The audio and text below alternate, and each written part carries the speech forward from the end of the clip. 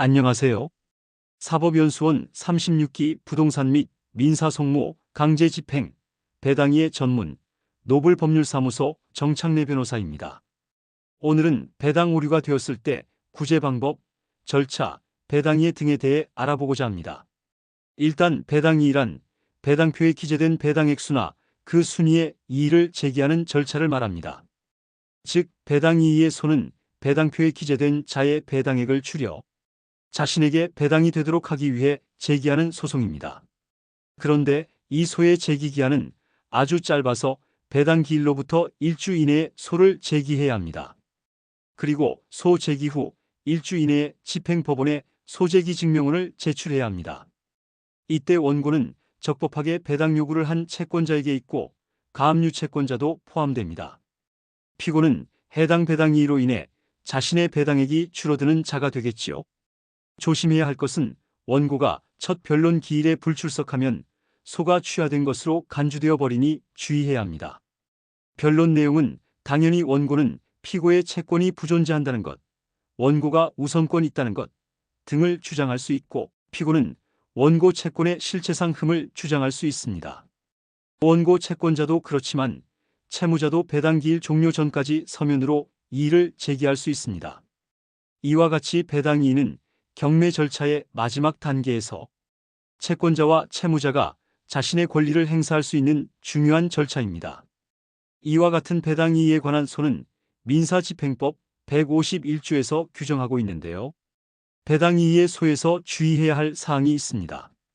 151조 3항에서도 규정하고 있는데 채권자는 자신의 이해에 관계되는 범위 안에서만 다른 채권자의 채권이나 순위에 대해 이의를 제기할 수 있습니다.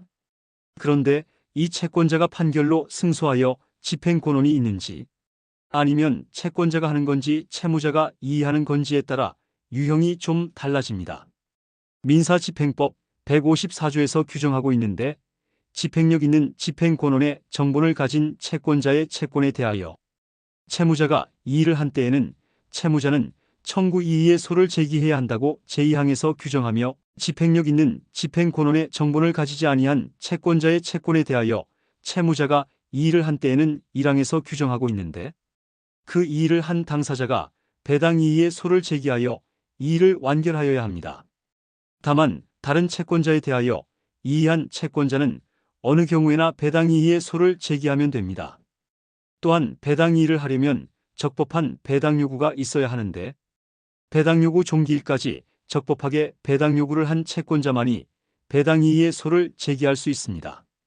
그렇기 때문에 첫 번째, 배당 기일에 출석하여 배당 이의를 하지 않은 경우, 두 번째, 배당 요구 종기일까지 배당 요구를 하지 않은 경우, 세 번째, 배당 실시 후 배당 절차가 종결된 경우, 네 번째, 배당 이의 후 일주일 이내에 배당 이의의 소를 제기하지 못한 경우, 다섯 번째, 배당 이의 후 일주일 이내에 소 제기, 증명서류 소장 접수 증명원 또는 집행정지재판을 제출하지 못한 경우, 여섯 번째, 적법하게 배당 요구를 하지 않은 채권자가 배당 이의의 소를 제기한 경우에는 배당 이의의 소가 기각될 가능성이 상당할 것입니다.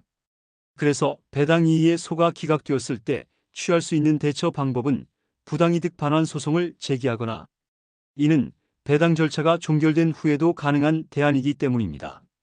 패소 시 당연히 항소도 가능합니다.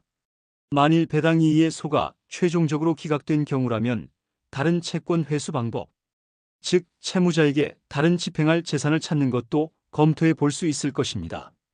배당 이의의 소가 기각되더라도 실체법상의 권리가 있는 경우라면 부당이득 반환 청구가 가능한 경우가 있긴 합니다.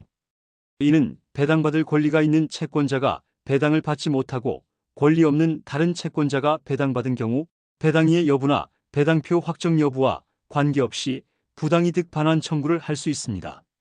그런데 주의해야 할 것이 부당이득 반환 청구를 하기 위해서는 적어도 배당받을 채권자의 범위에 해당해야 합니다. 배당 요구가 필요한 자가 배당 요구를 하지 않아 배당에서 제외된 경우에는 부당이득 반환 청구를 할 수 없습니다. 즉, 배당 이의의 소가 기각되더라도 부당이득 반환 청구를 제기할 수 있는 경우는 첫 번째, 배당받을 권리가 있는 채권자가 배당을 받지 못하고 권리 없는 다른 채권자가 배당을 받은 경우. 두 번째, 배당 요구 종기일까지 적법하게 배당 요구를 한 채권자의 경우. 세 번째, 배당 요구가 필요하지 않은 채권자의 경우입니다. 그렇지만 배당 이의에 소해서 패소 판결이 확정되어 버린 당사자는 승소한 당사자를 상대로 부당이득 반환 청구를 할 수 없습니다. 이와 같이 이번에는 배당이해 및 부당이득 반환 청구에 대해 알아보았습니다.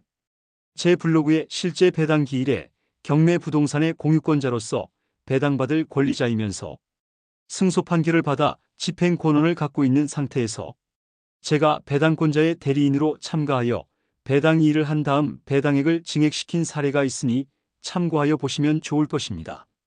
해당 사례는 부동산 주담대 대출 신청자가 대출이자를 갚지 못하여 경매에 나온 해당 부동산의 절반의 지분을 공매로 취득한 의뢰인이 단독 점유를 하고 있던 나머지 공유권자를 상대로 공유물분할 및 부당이득 반환 청구의 본안 소송을 한 다음 승소하여 적법한 집행 권한을 얻어 해당 공유물분할 경매 사건에서 배당 참가를 한 사안입니다.